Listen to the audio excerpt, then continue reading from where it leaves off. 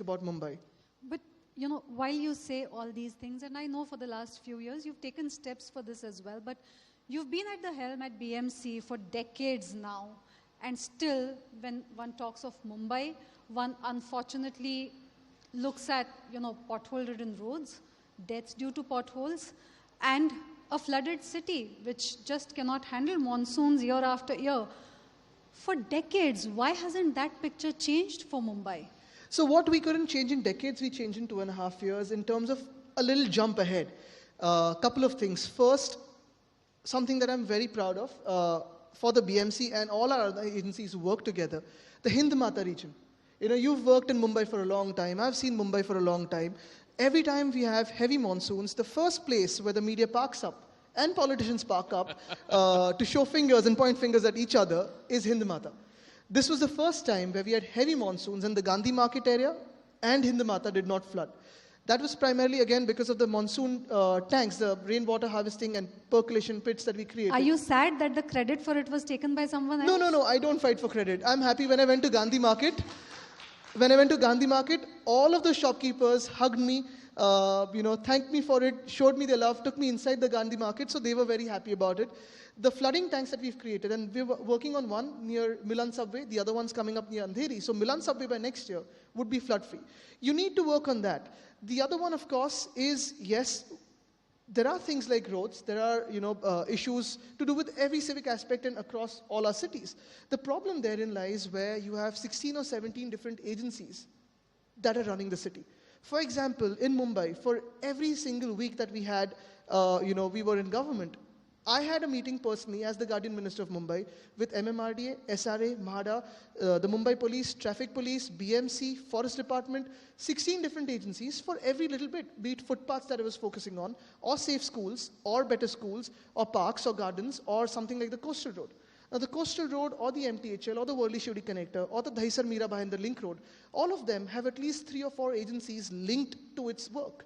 And the work that would have taken about 6 to 8 months, because of our weekly meetings, was getting done every single week. I think the secret herein lies either make a single authority for a city like Mumbai, or sit with everyone together and just ensure that everyone works together. Once they sit together, everyone works. No, one issue, before we get to the next question, I think the fact that Hind Mata did not flood this time is like an eighth wonder of the world. So I think we should have a round of applause for that. But one issue that is very close to your heart, and you fought very hard for this, is the Aarey forest area. Tell me what went through your mind when the current government changed that decision. And today, just an hour ago, we had the Deputy Chief Minister and we asked him a question about this. And he said, the previous government went after Aarey, but the High Court had approved it, the Green Tribunal had approved it, and he claimed that there was a committee that your government had appointed which also upheld the fact that the car shed should be built in Aarey. He's looking into the first committee, not the second committee. And it depends on, it frankly depends when you move a matter to court or when you move a matter to NGT and other places. It also depends on what the government sees and presents its reports and EIAs as. The issue with Aarey was simple. Even today there are some misnomers being spread, some rumors being spread that the whole line was stopped. No, we did not stop the work for the 33 kilometers of, the Seeps-Kolaba line. We only stopped the work at Aarey. Two, of course, there are some faults with that line that have still not been answered, and they will not be answered because the speed at it's going. First, the 10,000 crore escalation. It was done before December 2019. According to which norm? Nobody knows. CVC rules, broken. That is a different thing altogether. Let me not get into that. Two, there's a thing called the stabilizing line. When you have an issue with one of the trains that is running on the 33 kilometers, you need to have a stabilizing line where you can pull out the metro bogie, bring another one, insert it and repair this one. There is not a single one on the 33 kilometers. Three, the issue with Aarey car shed is not about a particular land. It's not about only the trees, because a lot of times I've heard this thing about, only 2,700 trees, you have got 30,000 trees here, this highway is going to take 1 lakh trees. It's not about trees. Yes, saving trees is important, and we try to do that as much as possible. But this is about a forest, a living and breathing forest in the city of Mumbai. Just 6 months ago, we had a camera trap set up there with the government of Maharashtra Forest Department and a couple of local NGOs and reporters. We've spotted 5 leopards in that car shed area. which means that this is a living and breathing forest. If you have a living and breathing forest, the thing was simple. Let's shift this out to somewhere else, because this car shed, this metro depot can only serve us till about 2034 or maybe 2040 till the max. We were trying to link it up with Kanjurmarg. Today, as Metro Line 6 is coming up, Metro Line 6 does not have a car depot, and it had started work in 2018. Why was it so? So when we took it to Kanjurmarg, it was simple.